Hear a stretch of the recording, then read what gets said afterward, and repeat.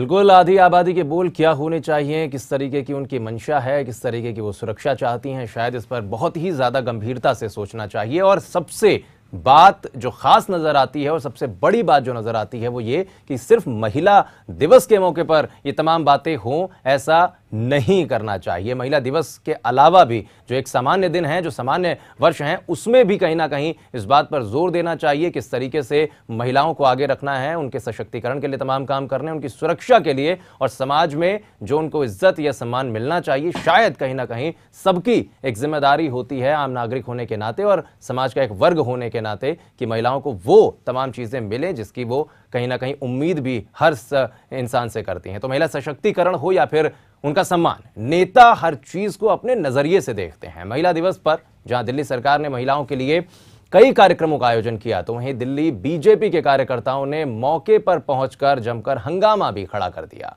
कार्यक्रम में हिस्सा लेने पहुंचे केंद्रीय मंत्री शशि थरूर को भी महिलाओं के गुस्से का सामना करना पड़ा। महिला दिवस पर दिल्ली सरकार और दिल्ली महिला आयोग ने जमकर तैयारियां कर रखी थी। दिल्ली के तालकटोरा स्टेडियम को दुल्हन की तरह सजा कर रखा था। महिलाओं के सशक्तिकरण का गुणगान करने वाले होर्डिंग और बैनर दिल्ली में महिलाओं की खुशहाली का दावा कर रहे थे। दिल्ली के हर कोने से महिलाओं को लाने के लिए बसों से लेकर ऑटो तक का पुख्ता इंतजाम था। सुविधा का लाभ लेते हुए बड़ी संख्या में महिलाएं प्रोग्राम में पहुंची। स्वास्थ्य मंत्री किरण वाली और दिल्ली महिला आयोग के अध्यक्ष बरखा सिंह प्रोग्राम शुरू होने से काफी पहले ही मौके पर पहुंच गई थी। दोनों नेता घूम घूम कर तैयारियों का जायजा ले रही थी और आने वाली महिलाओं से भी गर्मजोशी से मिल रही थी और उन्हें महिला दिवस की शुभकामनाएं दे रही थी।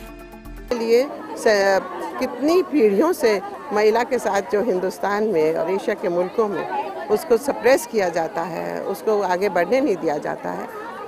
मगर बहुत से कानून आए, बहुत सी संस्थाएं आई, बहुत कुछ परिवर्तन भी हुआ, मगर और बहुत कुछ की ज़रूरत है। पुलिस की जिम्मेवारी हो, जगह जगह सुरक्षा हो, मगर साथ साथ हमारे घर में सबकी मानसिक सोच भी बदले। हम लोग रूढ़िवादी सोच, बीमार सोच, लड़के को ही सोचे कि हमारा वो पीढ़ी हमारी आगे चलाएगा, लड़की हो तो मरवा देना, घरेलू हिंसा करना, ये सब बातें घरों में हो रही हैं। पुलिस क्या तक करेगी? पुलिस तो जो आम जगहें हैं वहाँ पे सुरक्षा करना उसका काम है, मगर घरों में भी तो सुरक्षित रखना महिलाओं को। मैं बहुत बधाई देती हूँ अपनी महिलाओं को कि आज महिला दिवस है और उसके लिए मैं यही कहना चाहूँगी कि आप लोग अपने किसी तरह से जो आजकल हालात हैं, हालांकि ये भी सच है, लेकिन फिर भी हम उससे डर के पीछे नहीं रह सकते। मैं महिलाओं से यही कहूँगी कि अपनी लड़कियों से, बच्चियों से भी कहूँगी कि आप लोग आगे आएँ और डटकर मुकाबला करें जो भी हालात हैं। जब तक हम हिम्मत से काम नहीं करेंगे ये देश नहीं बदलेगा। हमें बदलना है लोगों की सोच को और लोगों के व्यवहार को। जैसे ही सीएम साहिबा अपने लाव लश्कर के साथ मौके पर पहुंची, मीडिया के हुजूम ने उन्हें चारों ओर से घेर लिया और जैसे कि हर बड़ा नेता मीडिया को नजरअंदाज करता हुआ आगे बढ़ जाता है, उन्होंने भी वैसा ही किया और सीधे मंच पर पहुंच गई। लेकिन ये क्या, प्रोग्राम शुरू होने से पहले ही बीजेपी की महिला कार्यकर्ताओं ने अपना प्रोग्राम शुरू कर दिया। तोड़फोड़ से लेकर सीएम मुर्दाबाद की नारेबाजी शुरू हो गई। शीला दीक्षित का पुतला भी फूंक दिया गया। बीजेपी कार्यकर्ताओं का कहना था कि दिल्ली की सीएम किस तरह महिला दिवस सेलिब्रेट कर सकती हैं जब उनकी सरकार में महिला सुरक्षित नहीं है। साथ ही उन्होंने आरोप लगाया कि शीला दीक्षित ने रेप के 2 आरोपियों के पेरोल की सिफारिश की है। प्रोग्राम में भाग लेने पहुंचे केंद्रीय मंत्री शशि थरूर को भी बीजेपी कार्यकर्ताओं ने चारों ओर से घेर लिया। महिलाओं ने थरूर की कार पर चारों ओर से हाथों और डंडे से वार करना शुरू कर दिया। काफी देर तक थरूर महिलाओं के चंगुल में फंसे रहे और बड़ी मुश्किल से वहां से बचकर निकले। हालांकि बाद में पुलिस ने उन्हें दूसरे गेट से अंदर भेज दिया।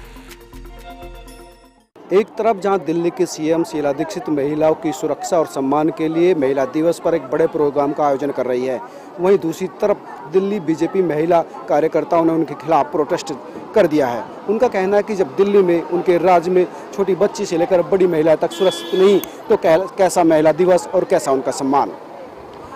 कैमरा पर्सन दीपक गुप्ता के साथ Manoj Sharma, A to Z news channel, Delhi. बढ़ते हैं आगे। हरियाणा के सोनीपत में यूपीए अध्यक्षा सोनिया गांधी ने भगत फूल सिंह महिला विश्वविद्यालय छात्रा समारोह के दौरान हिस्सा लिया। इस कार्यक्रम में उनके साथ हरियाणा के मुख्यमंत्री भूपेंद्र सिंह हुड्डा भी मौजूद रहे। यूपीए अध्यक्षा के इस आधे घंटे के भाषण में क्या कुछ खास रहा, सुनाते हैं आपको।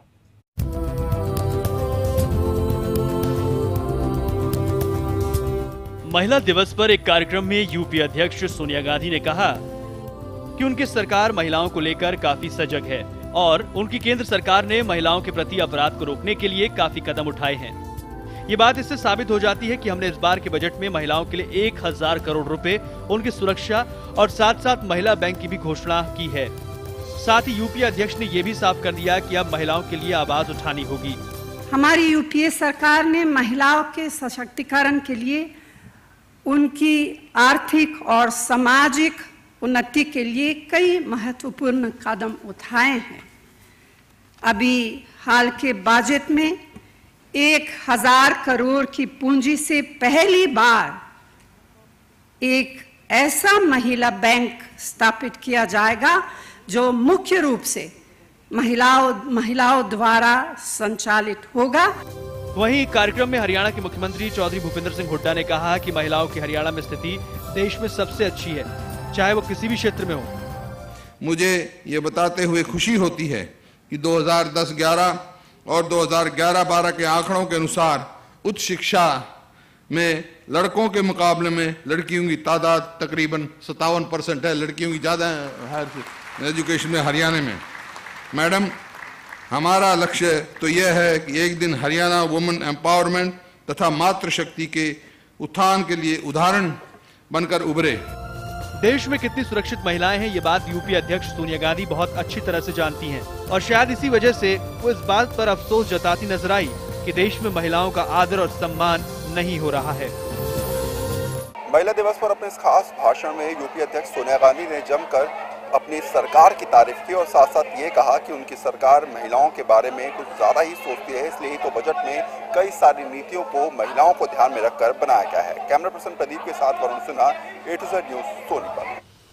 तो तमाम ऐसे राज्य जो कहीं ना कहीं तमाम मामलों में ऊपर आते हैं, लेकिन महिला सुरक्षा की जब बात होती है तो उनका पायदान निचला होता है। कौन कौन से ऐसे राज्य हैं बताएंगे एक छोटे से ब्रेक के बाद।